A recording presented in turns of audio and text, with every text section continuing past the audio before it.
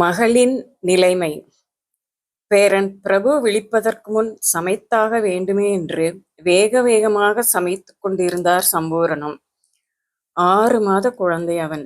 இவ்வளவு நேரமும் அழுது கொண்டிருந்தான். அவனை தூங்க வைப்பதற்குள் போதும் போதும் என்றாகிவிட்டது.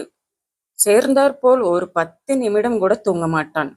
திடீரென்று விழித்து கொண்டு அழுவான். எப்படித்தான் இன்றைக்கு சமைக்கப் போகிறோமோ? கவலையுடன் அவர் வேலை பார்த்து கொண்டிருக்கும் போதே செல் அடித்தது. அநேகமாக மகள் சுதாவாகத்தான் இருக்கும். இதுவரை 15 தடவையாவது அவள் போன் பண்ணியிருப்பாள், மகன் எப்படி இருக்கிறான் என்று கேட்டு. 2 நாட்களாக காய்ச்சல் இருந்தது. இன்று அவன் நன்றாகத்தான் இருக்கிறான். ஆனாலும் சுதா போன் பண்ணிக்கொண்டே இருக்கிறாள். என்ன சொன்னாலும் அவளுக்கு மனசு ஆறவில்லை. திரும்ப திரும்ப போன் பண்ணிக்கொண்டே இருக்கிறாளே. போனை அட்டன் பண்ணினார் சம்பூர்ணம். எப்படிம்மா இருக்கான் பிரபு? எல்லாம் நல்லாதான் இருக்கான், நீ கவலையே படாத. இப்பதான் தூங்க ஆரம்பிச்சிருக்கான்.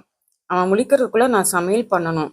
இப்படி நீ சும்மா சும்மா போன் பண்ணிட்டு இருந்தா நான் எப்படி சமைக்கிறது என்று இவர் சொல்லவும், சாரிம்மா, ரொம்ப பதட்டமா இருந்தது, அதான் போன் பண்ணேன். போனை வைத்து விட்டாள் சுதா. அவளிடம் பேசியதிலிருந்து சம்பூர்ணத்துக்கு மனசு படபடவென்று அடித்து கொண்டது. மகனுக்கு உடம்பு முடியவில்லை என்றதும் ஆபீஸிலிருந்து எத்தனை தடவை போன் பண்ணி கேட்கிறாள். இதுவே போன மாதம் தனக்கு முடியவில்லை என்று சொன்னபோது, அப்படியாமா, உடம்ப பார்த்துக்கோங்க என்று சொன்னதோடு சரி. அம்மா தனியா இருக்காங்களே, கூட போயிருப்போம் என்று அவளுக்கு கொஞ்சம் கூட தோன்றவில்லையே. இத்தனைக்கும் இவளை எவ்வளவு செல்லமாக வளர்த்தோம்.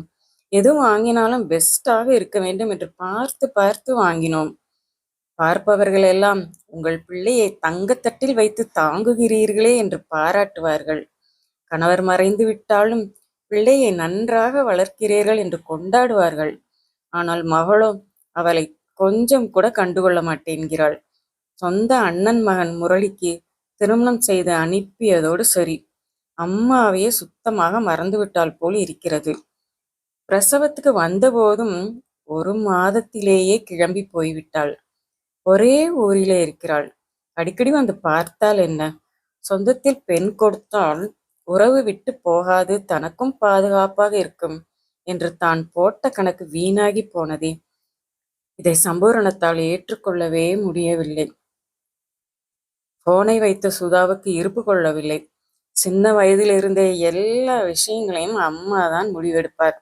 சிறு வயதிலிருந்தே அவள் என்ன உடையை உடுத்த வேண்டும், என்ன மாதிரி ஜடை பின்ன வேண்டும், அவள் என்ன ஸ்நாக்ஸ் வாங்கி சாப்பிட வேண்டும், எல்லாவற்றையும் முடிவு பண்ணியது அம்மாதான். முடிவு பண்ணிய மாதிரியே அம்மா செய்து விடுவார். சுதாவுக்கு தான் செய்வது பிடிக்குமா பிடிக்காதா என்பதை கூட அவர் ஒரு நாளும் யோசித்ததில்லை. இன்னும் சொல்ல போனால் சுதாவுக்கு எது பிடிக்கும் எது பிடிக்காது என்பது கூட அம்மாவுக்கு சரியாக தெரியாது. தான் பெற்ற பிள்ளை தான் சொல்வதை கேட்டே ஆக வேண்டும் என்ற வீம்பு அம்மாவுக்கு நிறையவே உண்டு. அப்பாவிடமும் அப்படித்தான் இருந்தார். ஆனால் அப்பா சீக்கிரமே போய் சேர்ந்து விட்டார். ஆனால் தான் சிக்கிக் கொண்டிருக்கிறோம் என்று அடிக்கடி சுதாவுக்கு தோன்றும். சிறு வயதிலிருந்து இப்படி ஒரு அம்மாவா என்று எண்ணி ரொம்ப வருத்தப்பட்டிருக்கிறாள். அந்த வருத்தங்கள் எல்லாம் ஒன்றின் மேல் ஒன்றாக அடுக்கி வைக்கப்பட்டு மன அழுத்தமாகிவிட்டது. ஆரம்பத்தில் கூட சுதா தலையெழுத்தே என்று எல்லாவற்றையும் தாங்கி கொண்டாள். ஆனால் நந்தாவை காதலித்த போது அவளால் அப்படி இருக்க முடியவில்லை. முதல் முறையாக அம்மாவை எதிர்த்தாள். நந்தாவைத்தான் திருமணம் பண்ணுவேன் என்று ஒற்றை காலில் நின்றாள். அது அம்மாவின் பிடிவாதத்தை கிளறி விட்டது போல. அதென்ன, நம்ம சொல்றதை இவ கேட்க மாட்டேங்கிறாளே என்ற ஆங்காரம், ஆத்திரம் எல்லாம் கிளர்ந்தது. இத்தனை நாளும் என்ன சொன்னாலும் தலையாட்டி கொண்டிருந்த மகள் லவ் விஷயத்தில் எதிர்த்து நிற்கிறாளே என்பதை அம்மாவால் ஜீரணிக்கவே முடியவில்லை. பிடிவாதமாக அவரது அண்ணன் மகன் முரளியை தான் மணந்து கொள்ள வேண்டும் என்று நின்றார். இத்தனைக்கும் இந்த முரளி ஒரு வீணா போனவன், ஒரு வேலையிலே வெட்டி இல்லை, ஊரை சுற்றி கொண்டிருப்பவன். அவனை கண்டு பயந்து போய் அவனது பெற்றோர்களே அவனை விட்டு விலகி தனியாக போய்விட்டார்கள். அப்பேற்பட்டவனுக்கு தான் திருமணம் செய்து வைக்க வேண்டும் என்று அம்மா துடியா துடித்து கொண்டிருந்தார். அவனுக்கு யாருமே பொண்ணு தர மாட்டேங்கிறாங்க. அப்படி இருக்கிறப்ப நானும் பொண்ணு தரலன்னா எங்க அண்ணன் என்ன பண்ணுவான்? பாவம். அதனால முரளிக்கு தான் உன்னை கட்டி வைக்க போறேன் என்று அம்மா கராராக சொன்னபோது தூக்கி வாரி போட்டது சுதாவுக்கு. இந்த நந்தாவும் இவர்கள் ஜாதிதான், இவர்கள் மதம்தான், ஒரு விதத்தில் தூரத்து உறவு கூட. அப்படி இருந்தும் அம்மா பிடிவாதமாக முரளியை மணக்கச் சொன்னதற்கு உண்மையான காரணம் எதுவாக இருக்கும் என்று சுதா குழம்பி போய் நின்ற போது, முன்ன பின்ன தெரியாத எவனையாவது கட்டி வச்சா நாளைக்கு கல்யாணம் பண்ணிட்டு உங்க அம்மாவை பார்க்க கூடாதுன்னு சொன்னா நான் என்ன பண்ண முடியும்? அதனால என்னோட பாதுகாக்காகவுமே நான் அவனை உனக்கு கல்யாணம் பண்ணி வைக்கிறேன் என்று சொன்னபோது சுதாவுக்கு மயக்கமே வந்துவிட்டது. எல்லா காலத்திலும் எல்லா சூழ்நிலைகளும் அம்மா தன் சுய விருப்பத்தை மட்டுமே செய்கிறார், சுய நலமாகவே இருக்கிறார் என்றபோது அடிமனதில் அம்மாவின் மேல் வெறுப்பு ஆழமானது. ஒரு கட்டத்தில் அது வன்மமாகவே மாறிவிட்டது. ஆனால் அது அவளுக்கே தெரியவில்லை. அதுதான் மிகப்பெரிய சோகம். தன்னை தன் விருப்பங்களை மதிக்காத அம்மாவை தான் மட்டும் ஏன் மதிக்க வேண்டும் என்று அவளது உள்மனம் நினைத்தது. அவர் உடல்நிலை சரியில்லை என்றால் கூட அவளுக்கு அதை பற்றி துளியும் கவலை இல்லை.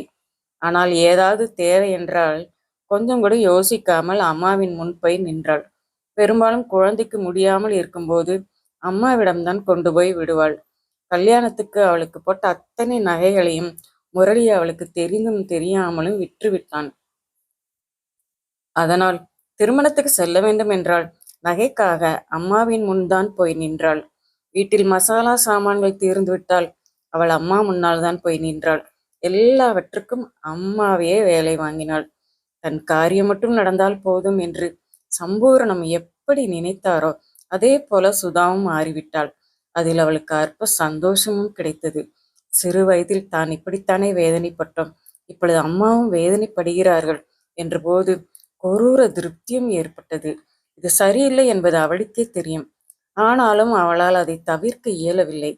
ஆனால் இதை எதையுமே புரிந்து கொள்ள முடியாத சம்பூரணம் தான் மகளை அவ்வளவு பாசமாக வளர்த்தோமே, ஏன் இப்படி பாசமில்லாமல் இருக்கிறாள் என்று தனக்குள்ளேயே புலம்பிக் கொண்டிருக்கிறார். அவள் அப்படி மாறினதுக்கு தான் தான் காரணம் என்று அவர் புரிந்து கொள்ளவே இல்லை. சுயநலமிக்க அம்மாக்களால் வளர்க்கப்படும் மகள்களும் சுயநலமிக்கவர்களாகவே மாறிவிடுகிறார்கள். காலம் அவர்களை அவ்வாறு மாற்றி விடுகிறது. சிறு வயதில் இருந்தே பிள்ளைகளின் சின்ன சின்ன ஆசைகளை உதாசீனப்படுத்தினால் வளர்ந்ததும் அவர்கள் பெற்றோர்களையே உதாசீனப்படுத்தி விடுகிறார்கள். மகள்களின் உணர்வுகளுக்கு கொஞ்சமாவது மதிப்பு கொடுத்து வளர்த்தால்தான் வயதான காலத்தில் அவர்கள் பெற்றோர்களிடம் பாசமாகவும் இருப்பார்கள், பாதுகாப்பாகவும் இருப்பார்கள். காலம் கற்றுத்தரும் பாடம் இது.